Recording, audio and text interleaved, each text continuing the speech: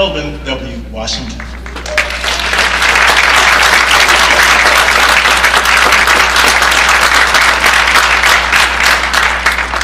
Mr. Washington has chosen for our second piece today, Mount Everest. Experience the epic grandeur and beauty of the world's tallest mountain, comprising robust brass melodies, sweeping woodwinds, and rhythmic ostentation. This musical representation captures the majestic and might of one of nature's greatest creations. Rosentano Galante, Mount Everest.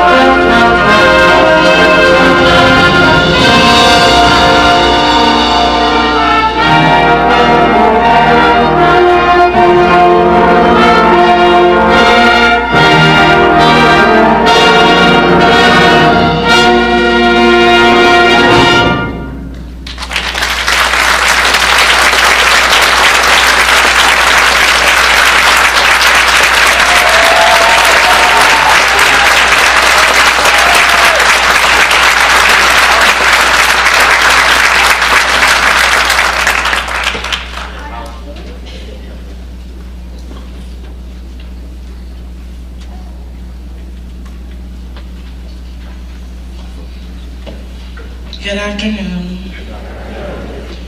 On February 12, 1926, American historian Carter G. Woodson established Black History Week to recall and celebrate the positive contributions to our nation made by people of African descent.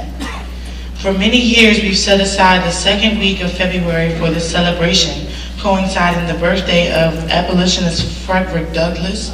It would come to pass that February would have many memorable occasions.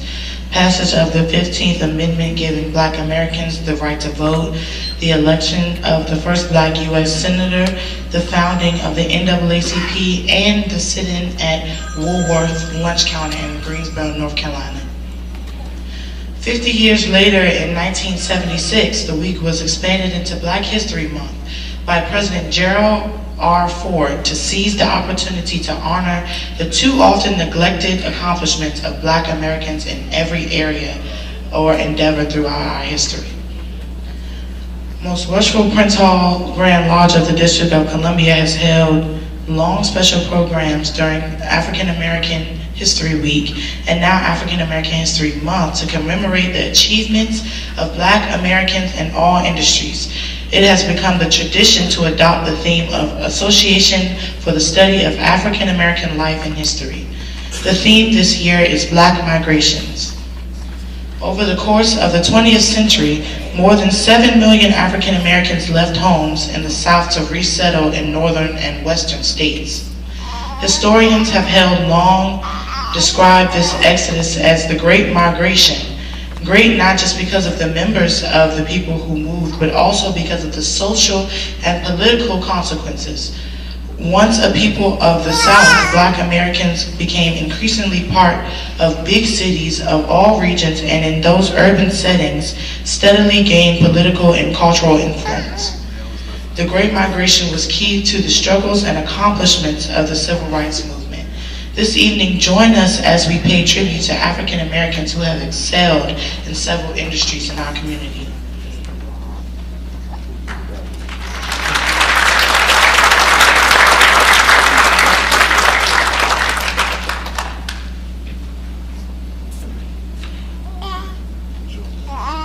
Let's give another round of applause for that, because the reason I'm here is so important, right? You know, while she was talking, it made me think about a quote from Dr. Mae Jamison, the first Black female astronaut, who said, "Never be limited by other people's limited imaginations." Amen. So next we're going to have words of welcome by President Ronald Mason, and then we're going to have the response to the welcome by Terrence J. Wynn.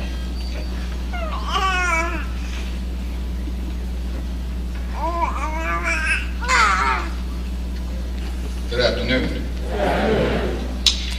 Welcome to the University of the District of Columbia, the public institution of higher learning in and for the nation's capital. We are honored to host the Prince Hall Masons and their most worshipful Grand Master, the Honorable Quincy G. Gant. We also celebrate today's worthy honorees. Black History Month recognizes the accomplishments of Americans who overcame and who continue to overcome oppression by the very nation that they helped to build. Indeed, a nation that could not have been built without them. One only needs to visit the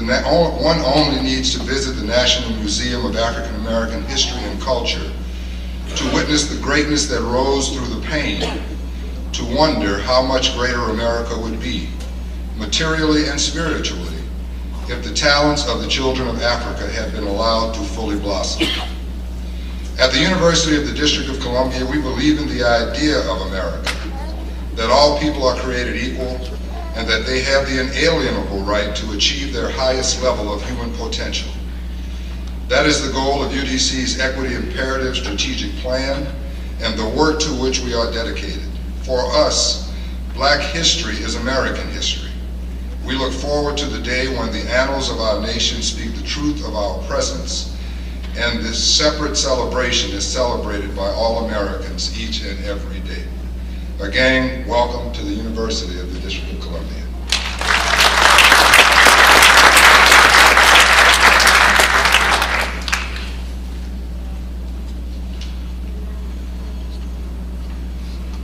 Good afternoon, everyone. in response to President Ronald Mason Jr.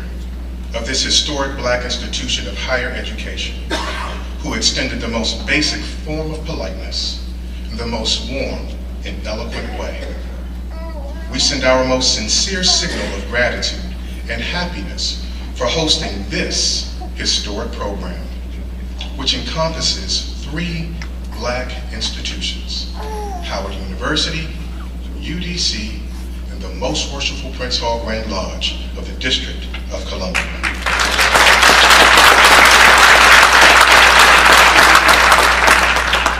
Our wishful prayer is for all of our institutions to continue to advance, to prosper, and to work together for years to come. Therefore, on behalf of our most worshipful Grand Master, the Honorable Quincy Gant, and the entire most worshipful Prince Hall Grand Lodge of the District of Columbia, we say thank you for your professional courtesy and for most of all, your genuine hospitality. Please enjoy the rest of the program.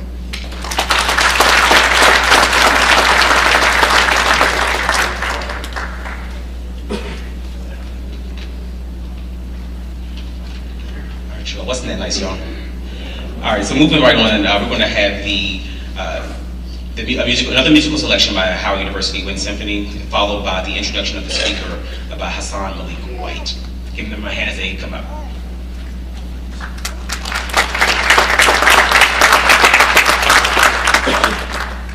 El Camino Royale by Alfred Reed. New York-born composer Alfred Reed served in the 529th Army Air Corps Band during World War II. He wrote this work, translated as the Royal Road or the King's Highway, on commission from the 581st Air Force Band and its commander. Reed completed it in 1985 and gave it the subtitle, A Latin Fantasy. According to Reed, the composition is based on a series of chord progressions commonly to countless generations of Spanish flamenco guitarists, which have become synonymous with what we feel to be the true Spanish idiom. Ladies and gentlemen, Mr. Washington, El Camino Real by Alfred Reed.